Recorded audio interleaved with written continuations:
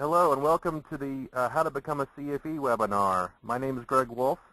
I'm the Professional Development Manager for IAVM. So right now I'd like to hand over to Mr. Larry Goronsky, the Chair of this committee. Larry, take it away. Thank you, Greg.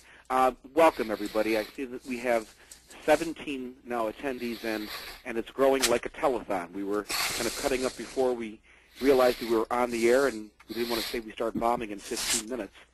But here we are. We want to make this conversational. We want to make this informative, and we certainly want you to leave with a better sense of where we are in the certification process that we hope you'll endeavor to become. With me is Frank Bradshaw, who is a CFE from, I believe, 1997, and he hails from Lafayette, Louisiana. Bill McElrath, who is just down the road a piece from me in Des Moines, Iowa, at a larger building, the Civic Center. Tim O'Connell, I believe, will be joining us, but right now he seems to be MIA. So then our final panelist, last but not least, is John Seal, who is the Vice President for VenueWorks and is based out of Englewood, Ohio. We'll all be here to answer your questions, and as Greg indicated, if you have any questions, please type them in, and we'll get to any or all of them or make sure that each one is addressed before too long. About what it is to become a CFE, or what is a CFE. I want to take this in a conversational way and say we believe that achieving the Certified Facilities Executive status, it's really the pinnacle, the apex of our public assembly facility industry.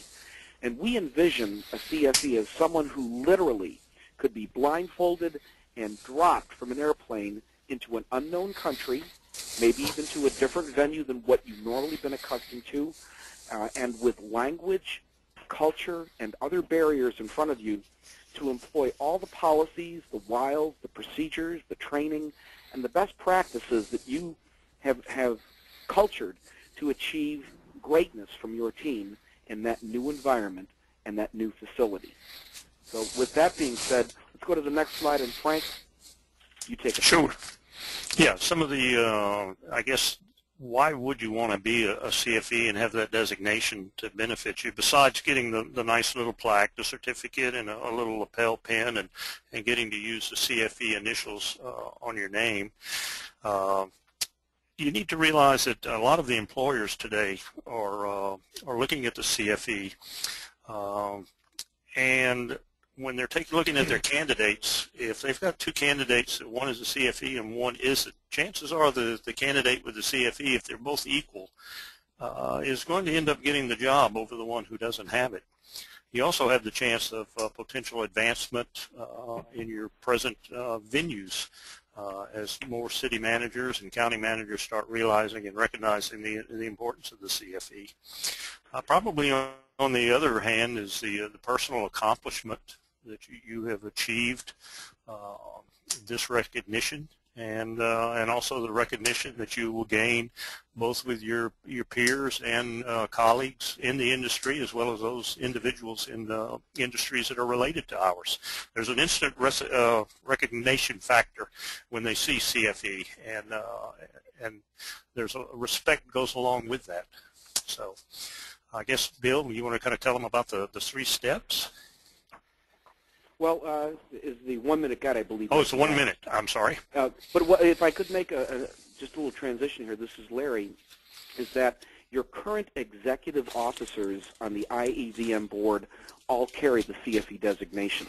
I know that includes, and I'm going to ask Roseanne to help me if I miss a name, but Richard Anderson, our past chair, Randy Brown, Kim Badir, who is, I believe, the second chair designee, and I'm missing one person, and John Bolton. They all, John Bolton, there we go, carries the CFE designation. They made that commitment as well to not only be a leader in the industry, but to lead the way when stepping into these roles for the association, for your benefit, to demonstrate the importance and the recognition that goes with that. Yeah, following on that, Larry, you'll remember at one point we talked about the fact that And a lot of the people who were ascending to the presidency were not CFEs, and we wondered when that trend was going to change. And I think we've seen it now. That I think it's going to be the abnormal that you'll have somebody who will be president or chairman of the board and not be a CFE from this point on. I think you'll understand that. Exactly. So with that, there's a 1-minute guide that is on IAVM's web. We've also distributed it to members at the conference at Venue Connect, but it's there for your disposal, and it literally will give you a thumbnail sketch that'll tell you, if you qualify in the number of points. Are you eligible? Have you served so many years as the number 1 or number 2 in your building? And number 3, are you ready to literally pull the trigger? To the next slide, and I'll ask Bill if you would kind of lead this one, and we'll all chime in. But we need you to make a rather dry slide, not so dry. Obviously. The first thing to check is the experience level that you have in the venue industry. To even be eligible, you have to accumulate 300 points. And there's a whole series of ways, and a good example right on the IAVM website of what this entails. You can actually fill out the form and tally it yourself. But you get points for education. You get points for participation in venue management programs, for work experience, for things like Ogilvy, or you've gone to the Senior Executive Symposium, points there. If you've participated in programs, been a panelist at the regional or national level, or if you've written an article for one of the industry magazines, and also for your local and community activities. We want to encourage full, rounded experience and lives. We don't want just automatons and robots doing this work. But just check yourself. The first thing is, do you have 7 years of experience? Right away, that is the real first trigger. Then add up the education and the experience and the programs and the participations. You'd be amazed how many points, if you've been in this industry for 7 years or more, there's a real good chance you've got the points. Because if you participated in the national conferences or your regional programs, Ogilvy and the like, the points come fairly quickly. This is Larry back again. Let's move back. Yeah. No, I think I wanted to make this note to say welcome to Tim O'Connell. He is on the line as well as one of our panelists, and I know that he has some things to perhaps add to this. But let me just say on that 7 years that you may be in a position where you are in a very large organization, and you may be the event manager, if you will, or the guest services manager. But there may be in your strata, in your chain of command, you may be considered one of 7 number 2s. That it qualifies you. We need to know that, because we're not trying to make this exclusionary, whereas in a smaller building, there may be only, I know in my building, there are only 6 full-time people. So it's very easy to find the number 1, the number 2, and then know that it's a pretty clear cut and dried situation. But Tim, any comments for this? If not, I'm going to ask you to take the next slide that was Bill's, since he covered for you. He did? He did. And well. He did. Well, first of all, folks, good afternoon. And one thing that the CFE will not help you with is becoming technically more advanced, as you can see from my tardiness. So forgive me. You need a young assistant for that.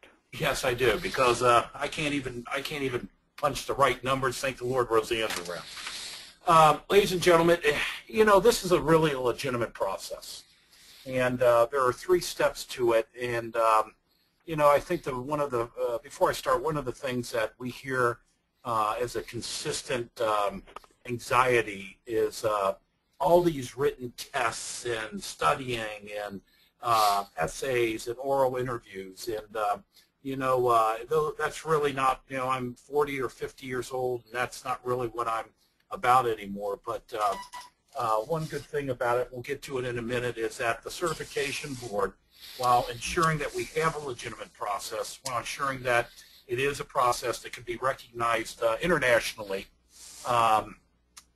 provides assistance, because our success, your success is our success. But I'm getting ahead of myself. Folks, there's three actual steps. There's a formal application and a written essay that both are submitted at the same time.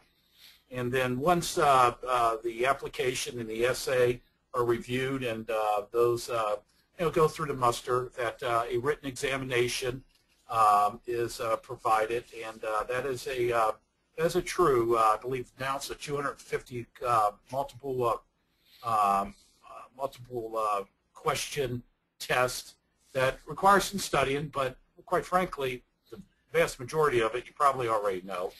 And once that's successfully passed, then there's an oral interview with traditionally 3 of current board members. And when we do those interviews, the one thing that's really great that seems to resonate with everybody is that there's no studying for those.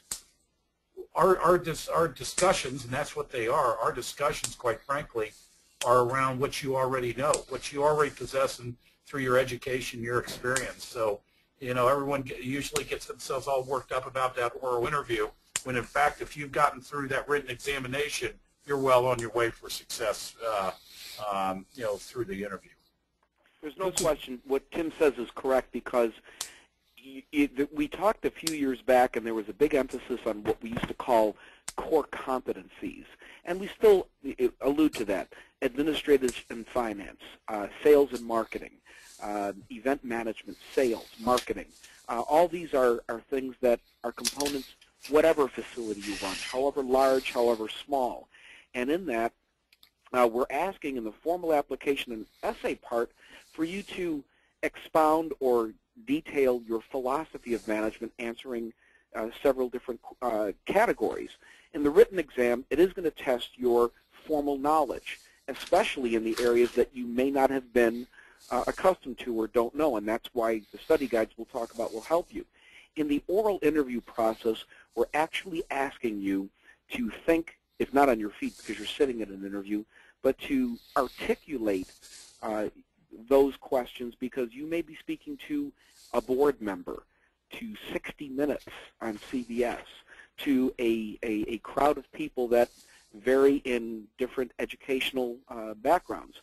So you have to speak up, speak down, speak to each of those publics in an articulate manner while getting your point across. This is John Seal. I'd like to interject that I don't think anybody really needs to be intimidated by the written exam. I echo Tim's words in that it's information you probably already know.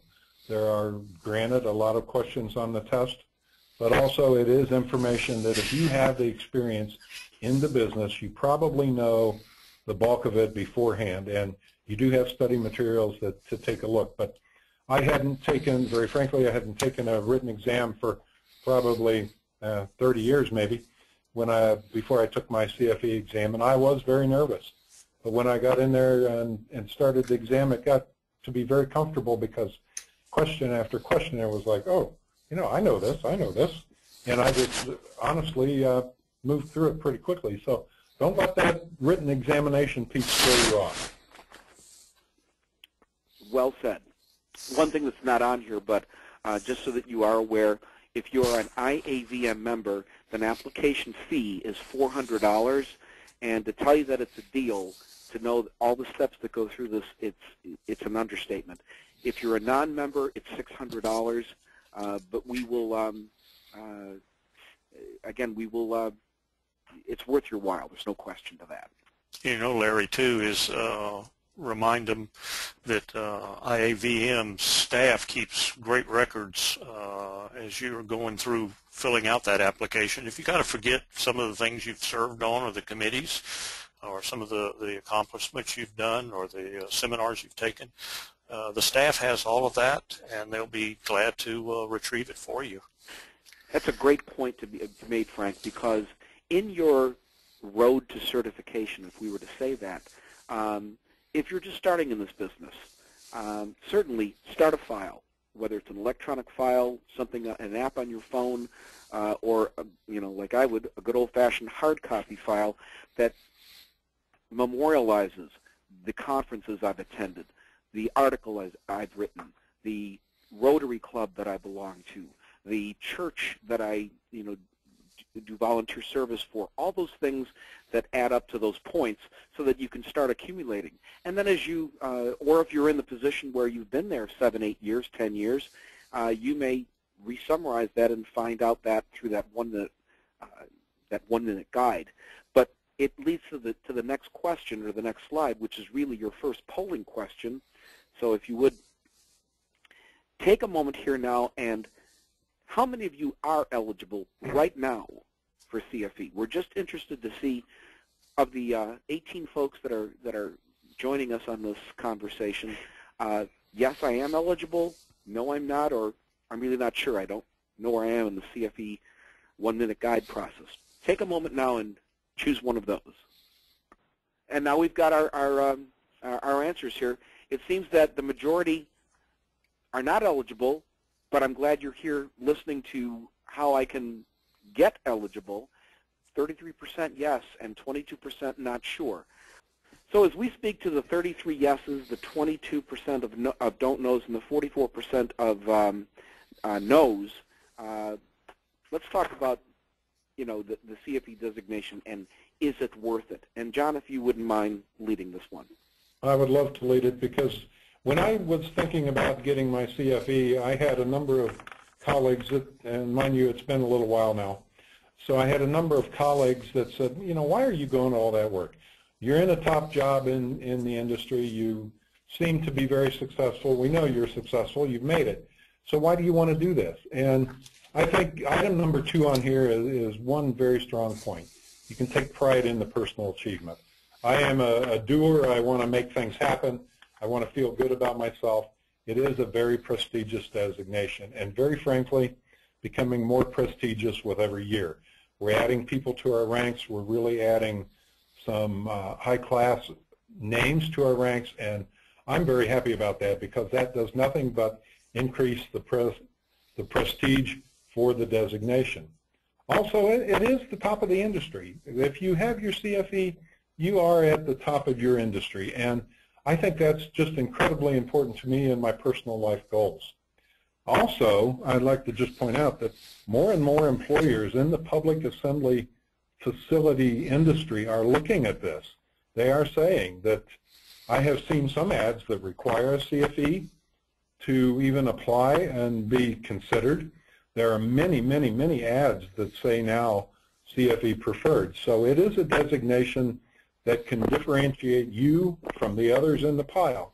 And we all know that every job that you have on the street right now, you get 40, 50, 60 resumes for, and the CFE is a difference maker. And just very candidly, the part that I like, you get a nice little lapel pin, you get a nice plaque to hang on the wall in your office, but more than anything, you get another ribbon to hang on your ID tag at conferences. And it's a bright yellow ribbon with CFE on it, and I wear it proudly. It is always the first one coming at the bottom of my name tag, because very frankly, it's the one that I am very, very proud of. I have to frankly say that my second one is the past chairman ribbon that I attained after last year. So, but CFE is still right up there. It's the first one always on my ID. So these are things that say it is worth it. No question. John makes a very good point. John, as a past chair, was one in a long line of succession through the chairs that made the commitment to attain CFE and to raise the level of awareness as everybody coming through the second vice chair, first vice chair, chair, and then immediate past. And again, you go into the alumni of past chairs that are CFE designee achievers, and that's great. Tim, you got the next slide. You could talk about our certification board and some of the things that been talking about and want to implement? Thanks, Larry. Folks, again, as I mentioned before during the 3 steps, is that our goal is not to just throw these exams at you and kind of turn our backs and walk away and kind of, and say, well, that's it, and, may the best person win. Again, and this is sincere, your success is our success. And while we have to keep it as a legitimate process, as a process that is recognized as legitimate, there are 4 things that we have implemented over the years, 2 of which are new, that can help you in your endeavor of the CFE. And the first one is mentoring, the one-on-one. Unfortunately, for integrity purposes, board members cannot be mentors, but past board members or other CFEs can be mentors. They could be people that you know or you have met in the throughout your career, and that would be willing to help you through the process.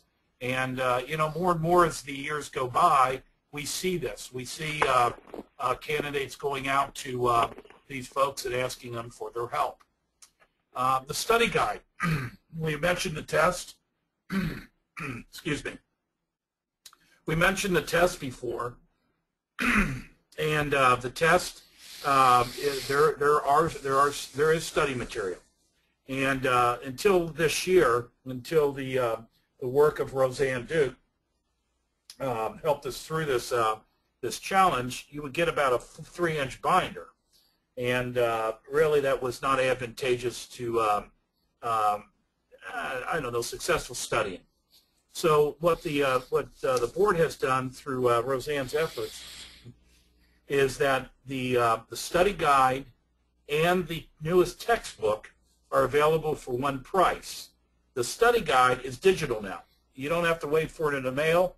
You get access to it until your test, and then you can use it at your leisure.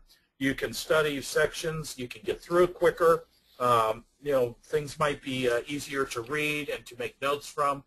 And of course, something that we've never done before is provided in that one price the textbook, which questions are taken from the textbook. Actually, most questions are compared to the textbook to make sure that they are legitimate and correct. Online study groups. This is brand new. Some people find it easier studying in groups. Some people don't. But, for those candidates that wish to study with a group, what we're going to do this year through VenueNet is to set up study times for the written exam so that you can get on to an avenue such as this and go through, study questions and go through, discussions, all of which will be moderated by a CFE. The certification checklist on the IAVM website, which has been there, that is very helpful to go through there and make sure that you're capturing everything. Because, folks, if I've said this once in my, 6 or 7 years on the board or whatever it's ever been, I've said it 100 times. You know all the information. You have the answers to all these steps in the palm of your hand. What all this stuff, what all 4 of these resources do is help you bring it out, help you articulate it, and help you, just put it in order for the testing process to be successful. Well said. Continuing those resources for success, John, give us a little more on the mentoring or the study materials or anything that may help that Tim did not say. Okay, I think one key thing to really realize relating to mentoring, we do have a formal mentoring program that we can hook you up with current CFEs that include past certification board members, etc. But there are many, and well over the 100, 150 mark of people with the CFE designation. You all know them. Call them. They can help you. After I attained my CFE, I probably got maybe 6 to 10 calls a year from colleagues saying, should I do this? I'm thinking about doing this. Can you tell me a little more about it? Just as I was the regular person with the CFE before I joined the board. And you can talk with your colleagues about that. There are people out there. Doesn't have to be formal mentoring. Make it an informal mentoring process. Find a friend. Phone a friend. Get somebody on your side that can help you through the process, help you understand it. If you get a little bit frustrated somewhere in the process, talk to somebody. There is help out there. The study material, and I can say when I did it, it was the 3-inch binder. I can say honestly that digital would have been incredible. So for all you younger generation out there that really dig into digital, go for it. It's an incredible effort that we have made come to life for you. So it's instant, it's right there, it's mobile. You don't have to pack a 3-inch binder in your suitcase when you travel to think you have to study every night. It travels with you just as everything else does. In the study groups, I think this is just going to be an absolute boon to the program. The ability to use VenueNet as the vehicle to enhance study groups and facilitate questioning back and forth, et cetera, is just going to be a phenomenal effort. So I say go for it. There's help out there. One key resource for technical issues, technical questions, procedural questions, Roseanne Duke at World Headquarters is the guru. She knows it all. Give her a call, and she does respond. I have to candidly say she responds virtually instantly to everyone and all questions. So don't feel that you're ever out there alone. There are resources to the left of you and to the right of you, so reach out. Thank you. I believe we're moving back to Larry here. Yeah, that was pivotal on how we design the rest of the, well, at least the next couple of slides. What is the reason that may best describe keeping you from applying? And again, it's not a fiance. That would be finances. We had to do this. I just noticed that it's printed on my sheet as finances, but no, we're not looking for if you have a fiance that's keeping you from applying. But is the cost keeping you? Is the time commitment that you have to set aside in order to go through the written essay, the application, the multiple choice question test, and the oral interview? Is it a fear of failure? I know that that has been the case with certain folks who have not gone through the process. Or if there's no perceived benefit to me, we'd like you to click one of those 4 that best describes. It'll help us in addressing the those concerns. You know, Larry, while they're pondering those, it may be interesting to note as a follow-up to John's commentary about the mentoring is 2 of the recent CFEs who just went through the process took advantage of the formal mentoring program and enjoyed it quite well. They spoke highly of it.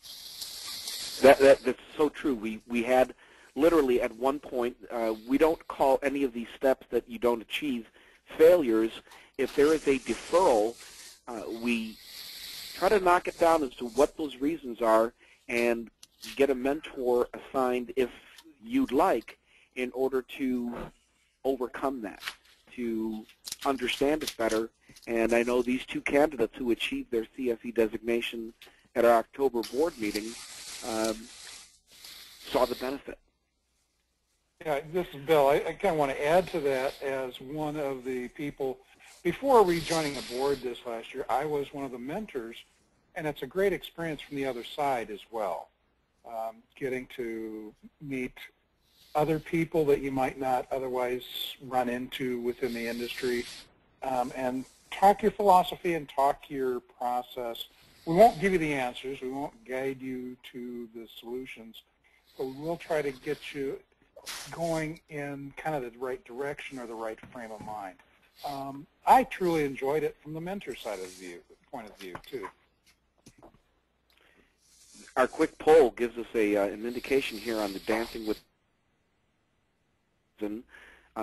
is the time commitment, and we'll address that with tied for second place literally is the finance or the no perceived benefit to me, and then the fear of failure, I guess I'm happy to say, is trailing, as it used to be one of the leaders, if you will. So if we could, Bill, let's talk. And let's address. you know, the time commitment is a concern I think that everybody has. I know I had it when I sat down to go through the CFE process back in the early 90s. And particularly you look at, oh God, I've got to write an essay. I haven't done that in 20 years. I don't know what's going on. And let me tell you, once you've gone through the accumulation of the points and you know you're ready to go, when you get yourself ready and you sit down to write that essay, I guarantee it will almost write itself, because we do provide a basic outline of these are the areas we want you to be sure you include and cover. And you start writing, and I found in my case, the thing I had to do was edit it down because we put a length limit of 10 pages on the thing. And I pretty much after a couple of evenings, we all sit around babysitting events at times or being in the building for event coverage or activities that are going on. I had the whole essay written in a couple of evenings, edited it over the weekend, and was ready to send in. That's really the big time fear I think most people have. And also I think it's the thing that most people fear of whether they can do it or not. The time commitment is not as substantial as you think going into it. The study materials are really well laid out now. We've gone through over the last few years cleaning up some really old and arcane information. I think we were talking about how you do valet parking for buggies and horses at one point. And we finally eliminated the IBM selector typewriter question, for example. But we do really make sure that every question, every concern that we address in the exam part is sourced and is accurate. And we vet those questions every year. We go through them to look at, are they still pertinent? Are they still appropriate? Are there other things we ought to do? And reading those materials, and probably half of them you've seen already. You may not have the latest edition of the facility manual book, but it doesn't change that much. You may have already gone to Ogilvy. We draw a lot of our resources from the monographs for the Ogilvy classes and the senior exec classes. So you've seen most of all this data, and you've worked with most of all this data and it doesn't matter if you work in a theater or an amphitheater or a stadium or a convention center. You know, we all do the same thing. We all deal with the same personalities, and we all deal with the same issues. There's just we're in different clothing. Is there any one of our panelists that would want to address either the finances or the no perceived benefit, as they came in tied for second? Larry, if I could, and I'd like to address all of them if I get 2 seconds. The fear of failure, I was one of those 13% that feared failure.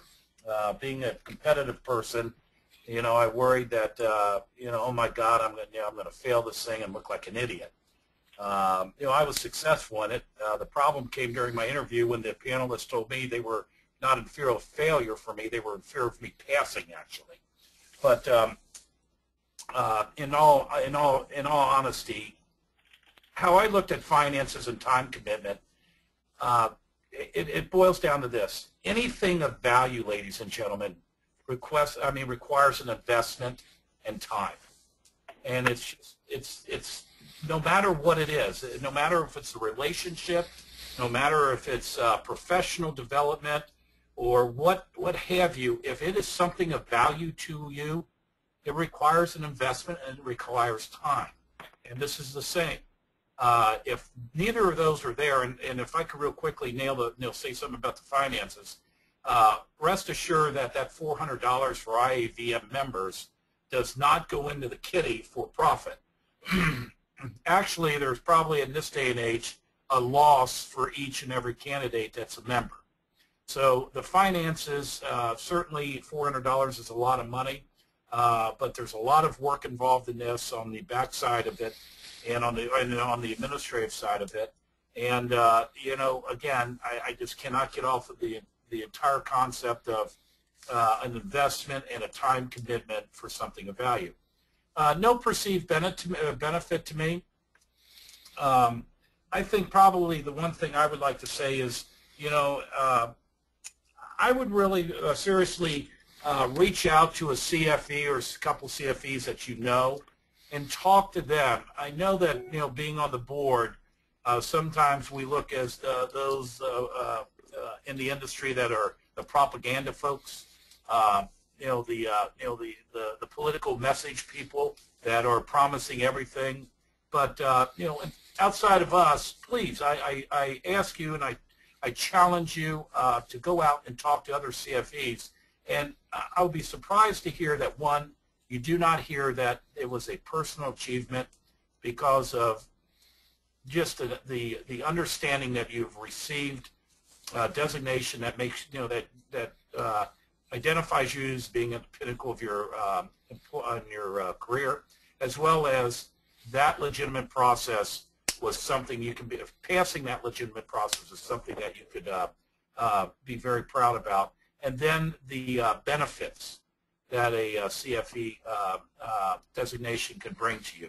Now we're not going to make promises that you're going to make $200,000 more, but we are going to make you promises that you're going to be better prepared, you're going to feel more confident, and there are going to be employment-related benefits to you because of that designation. You know, talking about financing, there are some organizations that will help underwrite the cost of the CFE process, either half or all of it, or maybe they'll pay half up front and the balance when you pass. So don't be afraid to ask your employer. Tell them that, you know, how important this is and what it's going to demonstrate to the citizens that your organization thinks well enough of hiring and retaining top-notch professionals for their venue management. And you may be surprised that they may underwrite part of that for you. I was surprised at the certification board meeting said that she still to this day uses her study guide, her monographs, the textbook, and such as useful educational tools for her staff. And every once in a while at a staff meeting or a get-together, we'll pose the question and say, get me the answer. Here's where that you can find those answers, and it helps to bolster your team's experience and knowledge. And I found that to be quite interesting. Not the least of which in the fear of failure, remember in this process, and it doesn't say it and we're not ramming it in this particular part of the webinar, but it's a confidential process. Nobody wants to fail. Certainly if you are entering into a confidential application and review process, there may be a burp, a fault. We want to get you through that, and only you and this board, along with the administrative staff at IAVM, are bound to confidentiality and don't want failure. But certainly that should be, I'm glad that it's only 13%, and that to push us to achieving CFE designation. Any other comments from panelists? If not, then let's move to that. Let's assume that you 18 folks have now achieved your CFE. Now what? There's obviously, in order to maintain being at the apex, at the pinnacle of your industry, there is a rejuvenation process. And Frank, if you would speak to that one for the next slide. Sure. It's like any certification program in any industry. There's a need to recertify. For us, it's every 3 years, and we're quite fortunate in that the The staff will notify you well in advance when your time frame comes up. Also, the application is, I think, 2 or 3 pages long. It's on a writable PDF. You can download it and start filling it in. But basically, it just tracks your continued involvement in venue management as well as education and your community service. It mirrors your first application, and it just keeps you involved in venue management and in IAVM and being a valuable member, you know, not only of learning but also contributing and sharing your knowledge with others. So anyway, that's every 3 years. I believe the fee, and Roseanne, you may correct me, 150? It's 100. 100. And if we could get to that next slide that just says about recertifying every 3 years, we'll be on track. yes. What Frank was saying, it's pretty straightforward. I want to say it's a piece of cake, because I know that I will be needing to recertify at the end of this year and have my recertification. As will I. Right, and we've done that since we achieved ours in 1997. So we've got to go through a 2000, 2003, 6, 9, and at the end of 12 here. So it's meant for you to stay on top of your game, and it's pretty straightforward and easy to achieve. As you pursue your profession in the venue management field, you will want to continue attending the regional and the national conferences. You will want to continue your involvements, and as you progress in the industry, probably participate in more boards and panels. The point number for recertification should be a piece of cake for anybody that's truly interested in their profession. And just do what Larry suggested quite a while back. Make a log, make a record, a Word document, a spreadsheet, a file on your computer, just to keep track of I attended this, I did that, I did these, and it adds up quickly. And what is that point number for recertification? It's 36 points for 3 years, so it's a mere 12 points per year. Piece of cake, And folks. it's easy to get the 12 points. If it's like Bill said, if you've been active and want to keep learning, you'll get the 12 points each year pretty rapidly. No doubt. And I think that was one of the intents of the recertification program, is to ensure or encourage people to stay active once they reach a senior level in their organizations. Absolutely. So let's go to the next slide, and Bill, would you take us through the links for our listeners to access? Yeah, it's all right there, folks. Everything you need to know is available on the IAVM website. You've probably got it bookmarked already for the IAVM.org. Look for the professional development, and go into the CFE section. You'll find all of the information you need, the application forms, the guides, the outlines, and everything that you can use to figure out, one, am I eligible at this point? Am I ready to go? Do I want to? Do I qualify? Do I meet the 300 points? And then you've got the formats of how to do the essay, where to send it, when to send it, who to make your check out to is all available there. It's pretty straightforward and really pretty easy to deal with. The IAVM website has really come a long ways in the last few years. No doubt about that. The link is right there.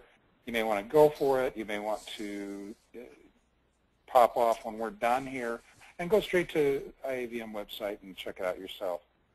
Absolutely. There's a wealth of information available. No question.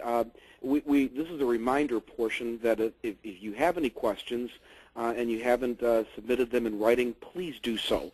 We want to address, all of them, some of them, however many we can during the time that we have together. And I see that we're in the 13-minute range of having some time left in our webinar. But please, no question is bad, dumb. I mean, only the ones that are not articulated are the ones that we probably wish we could have gotten. More so than the panelists that have been speaking to you today, we thought getting a couple of testimonials from recipients of the CFE designation help. And if, Frank, you take the first one, or Tim, if you would, please, because this lady... Larry, this is Greg. Go ahead. We actually do have some questions. Okay, please. Let's take some. The first question is, aside from eligibility requirements, what is the difference between IAVM CFE and IFMA Certified Facility Manager? And what is the other organization? IFMA Certified Facility Manager. Good question. I think the IFM, it deals more with fairs, isn't it? Fairs and fairgrounds? I think that's No, IAFE. IFA is actually commercial buildings Ah, okay. and not venue management. Public Okay, assembly so venue. it's like a BOMA kind of thing? It is more closely related to BOMA, yes. Okay. Building Owners and Managers Association. And I'm somewhat familiar, although I've never been, I spoke to and made a presentation to the International Association of Fair Executives, and they have a CFE designation, Certified Fair Executive. While not being familiar with that, I did hear from some of their membership that it was, again, more of a diploma. It was not a formal process, or at least as formal as ours is, but I do know that, and this is not to bore anybody, but we are trying to move into a 3 to 5 year journey, if you will, to achieve accreditation, so that the process not only is recognized and heralded by our peers as an industry, but that it is internationally recognized by ANSI, the American National Standards Institute. And having said that, I know that the next 3 slides, which are testimonials, will tell you from somebody who's a recent recipient, one who is a recipient for several years, and one who achieved theirs many, many years ago. But I don't know if that answers the question. We certainly will get these questions circulated to all of us so that we can take a stab at them as best we can. Any more, Greg? Yes. Are the questions on the test tailored based on the facility we manage, or are they broader? Meaning, are they tailored for just arenas or performing arts, or is it, again, a broader subject matter? Gentlemen? I would take that the questions on the exam are broad-based, industry-wide, all facility types. But I think, as my good friend Tim mentioned earlier, if you have been in the business a while, the bulk of the information is transferable from venue type to venue type to venue type. There are some, very frankly, there are some very specific questions, but again, you have access to all the study materials.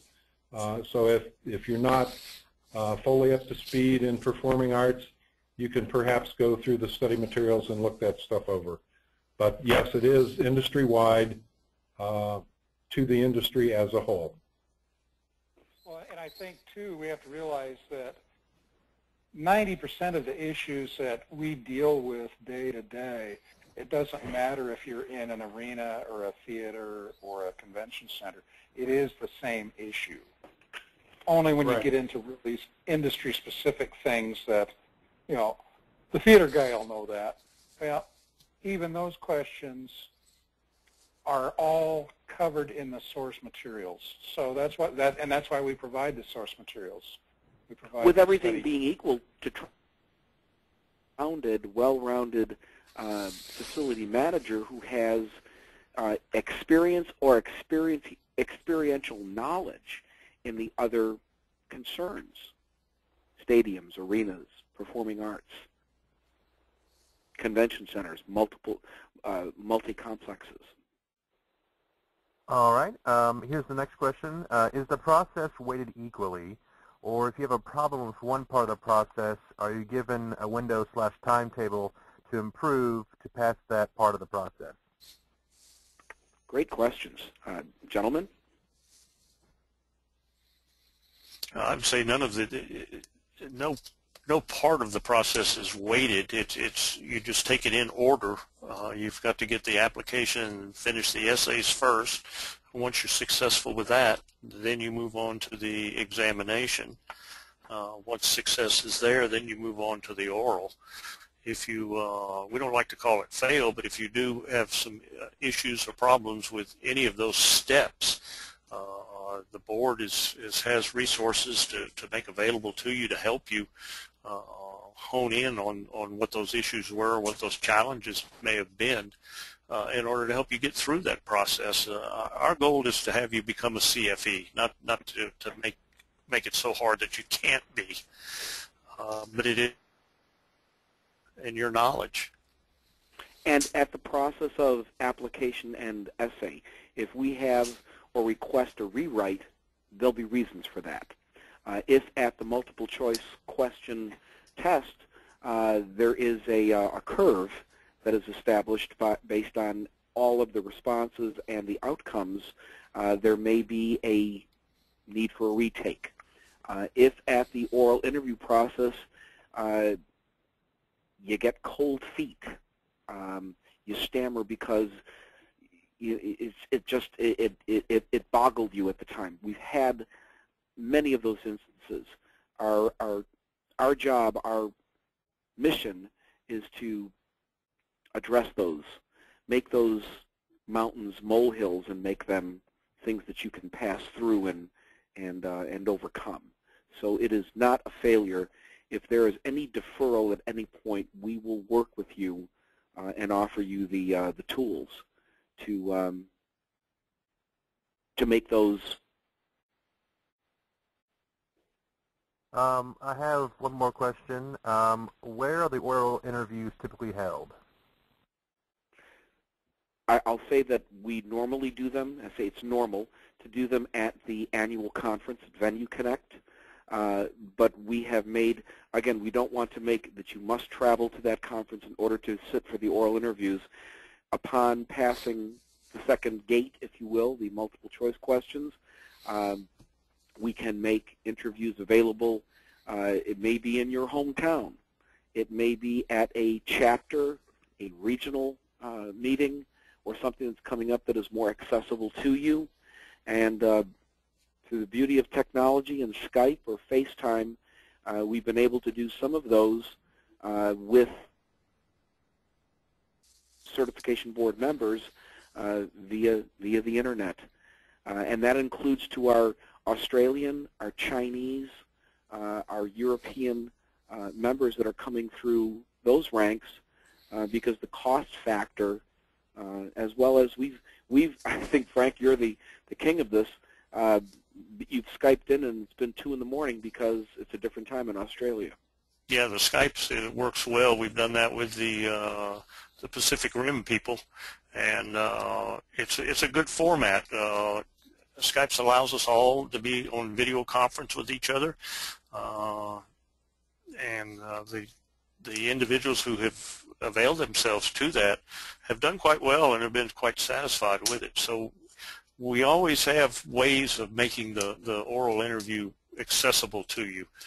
We don't want either money or time or travel to interfere with that. If you have a challenge that you can't get to VenueNet, then just let a board member know, and we'll try to work something out to benefit you. Absolutely. And we did have a couple of retakes, if you will, at the board meeting in Capel, Texas, a market that it may be accessible for many, drivable, fly into at a low cost, or again, we would have certainly entertained doing it via Skype or FaceTime. All right. Well, that's all the questions I have. Well, thank you for those questions. The testimonials. Tim, this is one of your folks that you know very well. If you would comment on that. Larry, Karen Totaro worked for me for, I think it was 3 or 4 years before she went out to Portland. And I'll tell you, Karen is a very, very talented lady who has a tremendous future in this career or in this industry. So quite frankly, I was the one that asked her about doing this, and her words speak for themselves. But she has, from day one, been excited about the fact that she is a CFE, and was very it mentioned many times that it was a very rewarding experience and a very rewarding accomplishment. Very, very well spoken in Karen's words. The next one, if you would take that one, John, from somebody that you may know, Sporty, or Spotty, as we called him. Spotty. Sporty is a very, very good friend. He's not only a friend and a colleague, he is a teacher, he is a mentor. He has been in the business for a long time. Coincidentally, got his CFE the same year I did, so that makes us a special class, I think. But also, Sporty is a dynamic, incredible personality, and I can't really help but think that the CFE designation has helped carry Sporty to the level of success that he is in today. So he's an author. Just an incredible person. An author, a motivational speaker, yes, somebody who's a consultant to the Charlotte basketball team, NBA. No question. He's parlayed that success, and what he has told me, the reason why he went for his designation, it made sense, and it translates across the industry. And then finally, one of our almost original CFE recipients. And Bill, if you'd speak to Cliff Wallace, who has been everywhere from the Superdome to now he's in Hong Kong. Yeah, one of the grand old men, dating back to the International Association of Auditorium Managers, multiple names ago. Before assembly managers. Yeah. I think most of us look at Cliff's first big appearance in our association was when they opened the Superdome, which is quite an undertaking, something that had never been encountered before, never been accomplished before, and just did an awesomely great job. Cliff is one of the great supporters of the organization and one of the great supporters of the CFE program. He has been in Hong Kong, wow, 10 or 12 years, probably. Yeah. He's been over there a long time. And the number one thing that Cliff will tell you is if you're looking in international opportunities, any kind of certification comes with a huge plus, maybe even more so than you see here in the States, particularly in the eastern rim of the Pacific, the Asian markets. That is a badge of honor and is highly regarded. Cliff has also been instrumental in establishing our connections with the Venue Managers Association, which is primarily Australia and New Zealand, but also a lot of Pacific Rim entities. And he truly stresses that if you're looking at international work, and I would assume this probably goes even to Europe as we expand our tentacles, that CFE designation is going to be more and more valuable in the international market. But he is a great representative of the association and of the program. Absolutely. That pretty well wraps up for me, Larry. Well, our last polling question that we're asking you now is, was this information helpful to you? Yes or no? We want to, and we felt in redesigning this webinar, we wanted to make it conversational, responsive, certainly more poignant to information at hand and what the stress points or the freak buttons or the sensitive matters that you want to hear, because we want you to pull the trigger. We want you to make the move. We want you to become a certified facilities executive. So, whoa. wow. Cool. All right, that's a home run. We lost two of our 18, I think maybe at 4 o'clock or at the 1 hour mark they had to leave us. I've been watching that. We did drop 2, and I'm sorry for that. But thank you for the information. We'll move right to the last slide, or the second last slide, which is our contact information. Please take that. Reach out to us.